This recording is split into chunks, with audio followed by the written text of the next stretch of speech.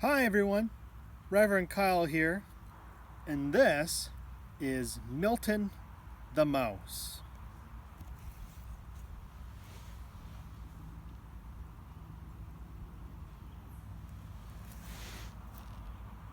Now Milton is a church mouse that lives at our cottage, and he's good friends with a friend of mine named Milo that you may be familiar with.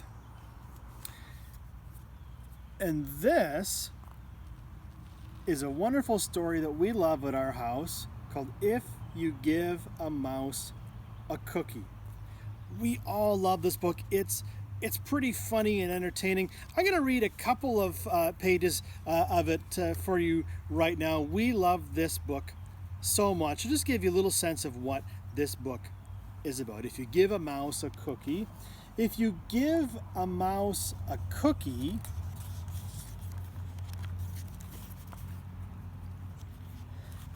he's going to ask for a glass of milk. And if you give him a glass of milk,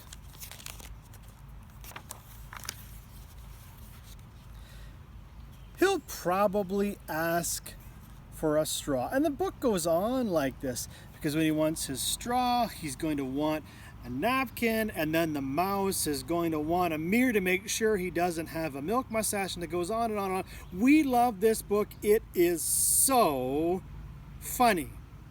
Well, almost all of us like this book. My friend Milton the Mouse, he doesn't like this book very much. Now, Milton is a mouse, and a lot of people think that mice are pests, or maybe they're icky, or they're not really things you want to have around. And this book right here also makes mice look greedy. They seem to want more and more and more. The mouse in this book wants a cookie, and then a milk, and then straw, and then a napkin, and a mirror, and scissors, and a broom. It goes on and on and on. And Milton thinks that this book makes all mice look bad. And Milton, he's just a little church mouse that lives at the cottage.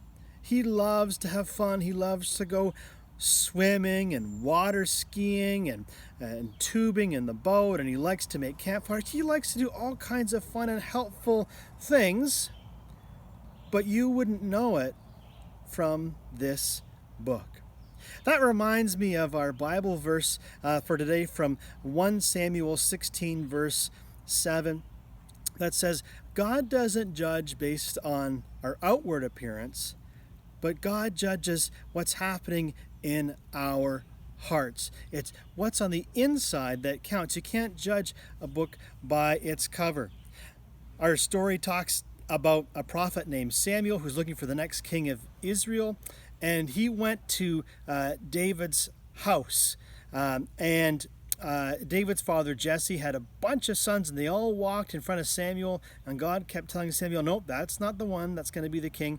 So finally David, who was the youngest and the smallest, came before Samuel, and God said to Samuel, that's the one I want for the king. And everyone else thought, no way, it can't be David. He's too young, too small, he doesn't know enough yet. But God knew what was in David's heart and what a wonderful King David would grow up to be. And God knows what's in our hearts, and God knows what each of us will grow up to be. And so people may look one way, people might seem like they're a certain type of person, but that's just our perception. And our challenge is to see people in the same way that God sees them. You can't judge a book by its cover. You can't judge a mouse by his whiskers. The good news is God sees what's happening inside of us, and our challenge is to see people in that same way.